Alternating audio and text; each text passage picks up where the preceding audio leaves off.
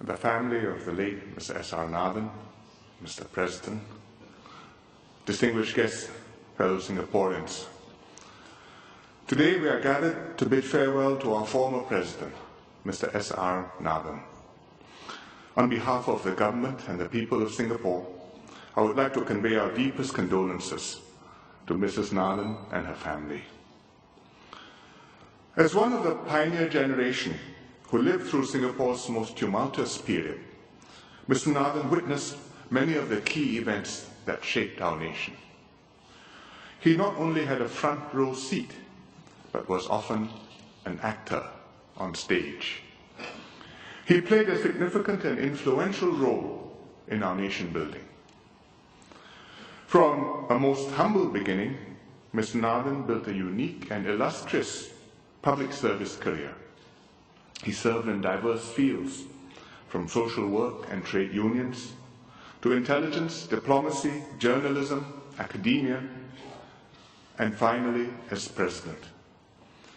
He played a leadership role in the Indian community, but he was also a president for all Singaporeans and cared deeply about racial and religious harmony. Quite apart from Mr. Nathan's remarkable career, the central and brightest thread in his life was his love for Umi, his wife. He first set eyes on her in 1942 when she was 13 and he was 18. After a courtship of 16 years, braving parental objections and a 2-year separation while Umi studied in Britain, they married in 1958. Their relationship spanned an astonishing 73 years, an inspiration to us all. S.R. loved and honored Umi all the days of his life. And she, in turn, was his anchor throughout his career, including the 12 years that he was president, when she supported him with grace, charm, and warmth. Mrs. Nathan, thank you very much.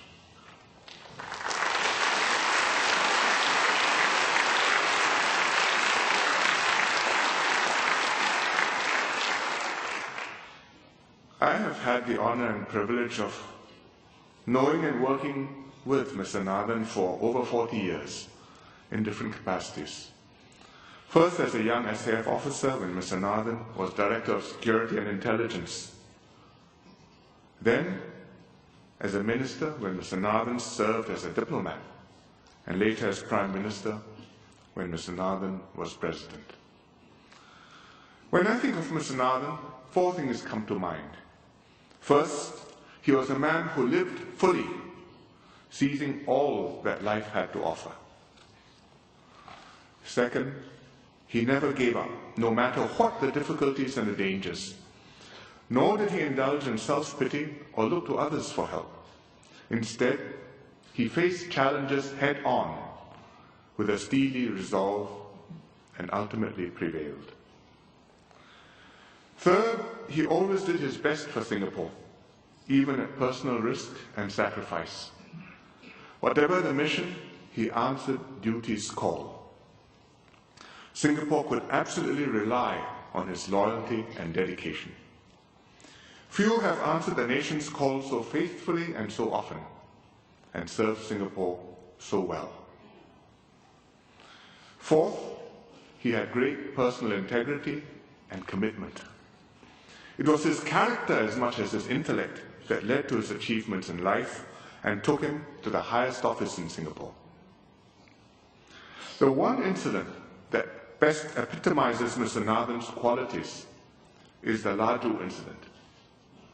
In 1974, 4 terrorists, 2 from the Japanese Red Army and 2 from the Popular Front for the Liberation of Palestine, the PFLP, tried to blow up the Shell refinery on Pulau Bukom. They failed and hijacked the Laju, a ferry boat operating between Pulau Bukom and mainland Singapore. The government negotiated a deal with the terrorists to release their hostages in exchange for safe passage to the Middle East. Mr. Nathan, then director of SID, risked his life to lead a team of 13 officials who accompanied the terrorists to Kuwait on a Japan Airlines aircraft. The terrorists had demanded their presence to guarantee safe passage. The Singapore officials were, in fact, hostages. Not many of today's generation know of the Laju incident. Those who do probably do not fully appreciate the magnitude of the decision that Mr. Nathan and the other 12 made. It took great physical and moral courage. In an interview towards the end of his term as president, Mr. Nathan was asked if he thought he would return alive. He said, "I was not sure." Because what awaited us at the other end was something uncertain. After Mr. Nathan retired from government in 1982, Prime Minister Lee Kuan Yew asked him to be the executive chairman of the Straits Times. This was new and uncharted territory for him. Eyed suspiciously as a former government man, he was hardly welcomed with open arms by the journalists. But his sincerity won them over. He spent 6 years there. In his gentle but effective manner, he helped the journalists understand our unique context as a young nation and gave them the support and the space to run a high-quality, successful newspaper. In 1988, Mr. Nathan became High Commissioner to Malaysia. He hosted me later that year when I went up to Kuala Lumpur to speak to the Harvard Club of Malaysia. My theme was the long-standing ties between Singapore and Malaysia. On reading my draft speech, Mr. Nathan shared with me his own personal example. After the war, he had served in the Public Works Department in Johor Bahru and earned a pension. And in 1988, long retired from the Malaysian Civil Service, he was still receiving 150 ringgit a month. I used this anecdote in my speech, which helped my Malaysian audience to warm to my message of goodwill. This was typical of Mr. Nathan. He had a knack for the small but telling personal anecdote that warmed you, made a personal connection, and illustrated a broader point. As an aside, I gather from his son, Osith, that he continued to receive this 150 ringgits per month until he passed away, and would tell Osith to file the payment slips carefully away, which Osith faithfully did. Later, Mr. Nathan was posted to Washington. He was ambassador when Singapore sentenced Michael Fay to caning for vandalism in 1994. The US media mounted an intense campaign against the caning. Singapore needed to get our point of view across. Mr. Nathan went on the talk show, Larry King Live. He was grilled, but defended our position with conviction and persuaded quite a few Americans that what Singapore was doing was not wrong.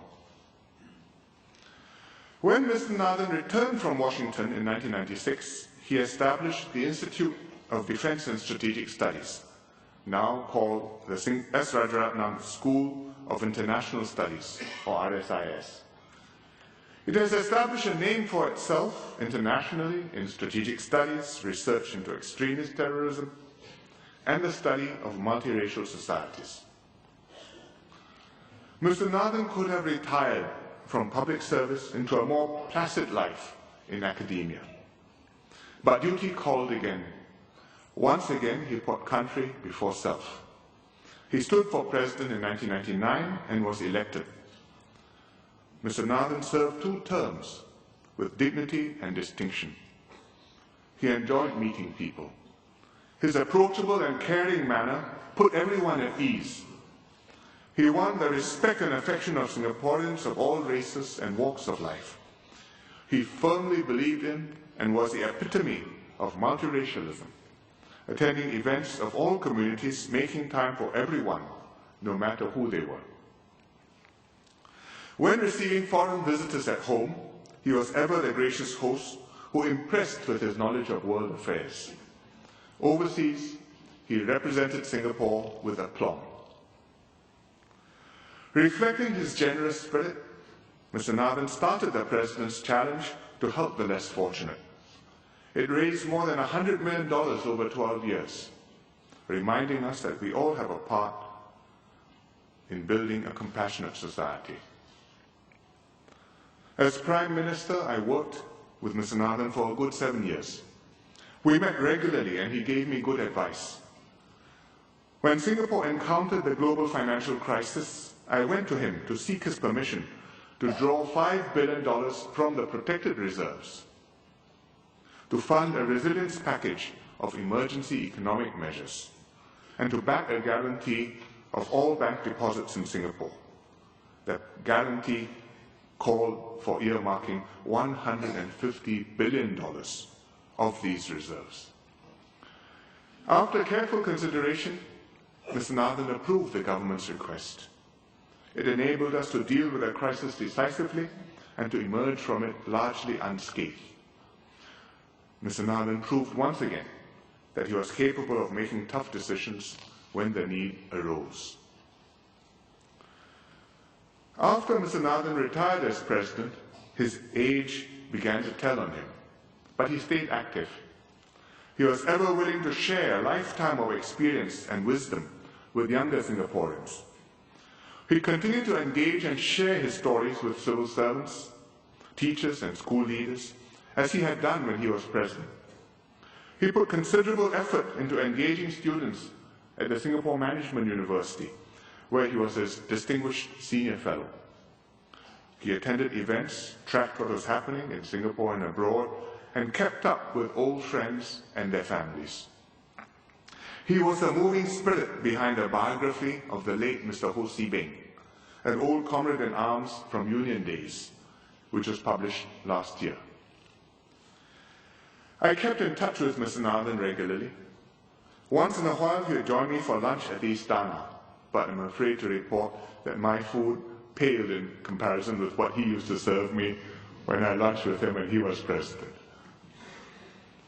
When I came across an article that I thought would interest him, I would send it to him.